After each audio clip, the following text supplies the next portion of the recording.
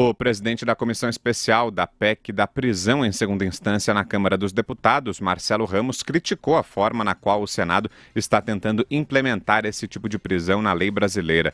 Em entrevista ao Jornal da Manhã, ele afirmou que o projeto de lei do Senado, que altera o Código de Processo Penal, é um tipo de gambiarra legislativa que pode dar errado no futuro, ao contrário da PEC que tramita na Câmara. De acordo com ele, a proposta do Senado apenas abrirá novos caminhos para que a pena seja executada, mas não garante que os condenados sejam presos. Ramos defendeu ainda que a proposta da Câmara fará justamente o contrário, abro aspas. Ela não faz gambiarra no nosso processo judicial, mas cria uma solução estruturante, transfere o momento do trânsito em julgado do STF para a segunda instância em todas as questões, não só nas de natureza penal. Então não será apenas prisão em segunda instância, mas execução da pena em segunda instância, fecho aspas. Fala, Josias. As declarações do deputado Marcelo Ramos, elas refletem o que está acontecendo hoje no Congresso. Mais uma vez, num tema crucial, Câmara e Senado estão operando em sintonias diferentes. Nessa matéria da prisão de condenados na segunda instância, parece haver uma montanha dividindo a Câmara e o Senado. Os senadores cavam de um lado da montanha com um projeto que muda o Código de Processo Penal. Os deputados cavam do outro lado da montanha com uma proposta de emenda constitucional que repete um texto de 2011. Se esses dois grupos se encontram no meio do caminho, eles produzem, o que parece improvável, um túnel só. Se eles não se encontram, eles vão produzir dois túneis, um trafegando na contramão do outro. Num cenário assim, o interesse público, que nesse caso é o restabelecimento da prisão na segunda instância, corre um enorme risco de ser atropelado. Fala, Vera. Acho que tem como fazer mudanças nas dois dispositivos legais, na Constituição e no Código de Processo Penal, até para que uma coisa reforce a outra e converse com a outra. O que está havendo aí é uma briga por protagonismo e uma briga para ver quem deixa para mais tarde essa discussão. Então, o Senado, não é que ele não queira fazer algo que não combine com a Câmara, é que ele não quer fazer nada. E aí fica dizendo que é a Câmara que vai fazer, é um deixa que você faz que eles estão fazendo, entendeu? Não é que eles tenham uma divergência conceitual muito grande. A senadora Simone Tebet tentou pôr o dedo nessa ferida e expor que, na verdade, se estava fazendo uma lenga-lenga. E ela marcou uma sessão da CCJ do Senado na semana que vem para tratar do projeto que muda o Código de Processo Penal. Mas o presidente da Casa, Davi Alcolumbre, contra-atacou e marcou uma sessão do Congresso para o mesmo horário, e tem uma norma no regimento que não podem acontecer sessões de comissões enquanto tem sessão de plenário rolando. Então, isso vai sendo empurrado dessa maneira para o ano que vem, na expectativa de que a sociedade esqueça do assunto. Eu não acho que vai esquecer do assunto.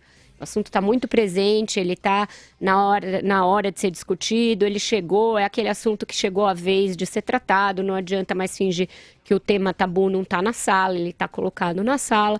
E eu acho que eles vão passar o recesso ouvindo muito na orelha dos seus próprios eleitores e vão voltar convencidos de que é melhor dar um jeito nisso de uma vez por todas. Afinal de contas, não é possível que todos eles tenham tanto medo de prestar conta assim à justiça algum dia na vida para ficar postergando um assunto desse ad eterno.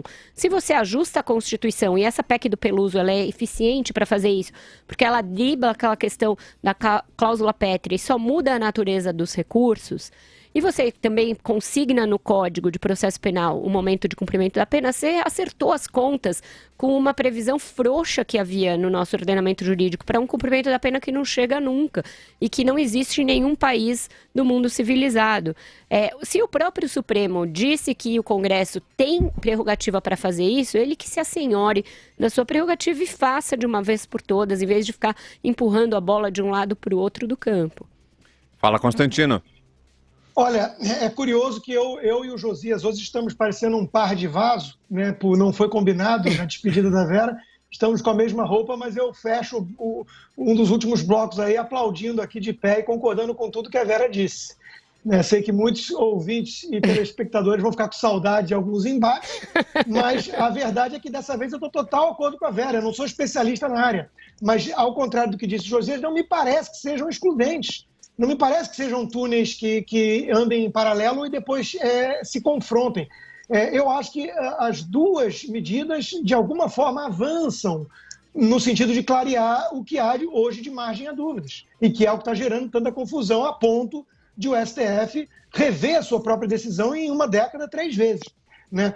E me parece também que a posição do deputado Marcelo Ramos, do PL de Amazonas, em que pese parecer fazer algum sentido, lógico, chamar de gambiarra talvez seja um uso muito forte, não é disso que se trata, mas me parece que tem muito mais a ver ou com uma disputa de protagonismo de casa, ou com essa ideia de que estariam tentando protelar até não terem que decidir nada. Né? Vamos lembrar que hoje eu mencionei aqui a PEC 196 de 2019, que pretende resgatar o nefasto imposto sindical. De quem é a autoria dessa PEC?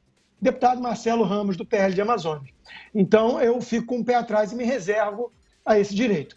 Ou seja, eu acho que sem pressão da sociedade, nem Câmara e nem Senado vão avançar com esses projetos. Não há o devido interesse por parte deles. Tem que ter pressão das ruas. Né? Parece que já está mais uma manifestação aí contratada, vamos ver a adesão, mas sem pressão das ruas, me parece que eles vão deixar isso morrer.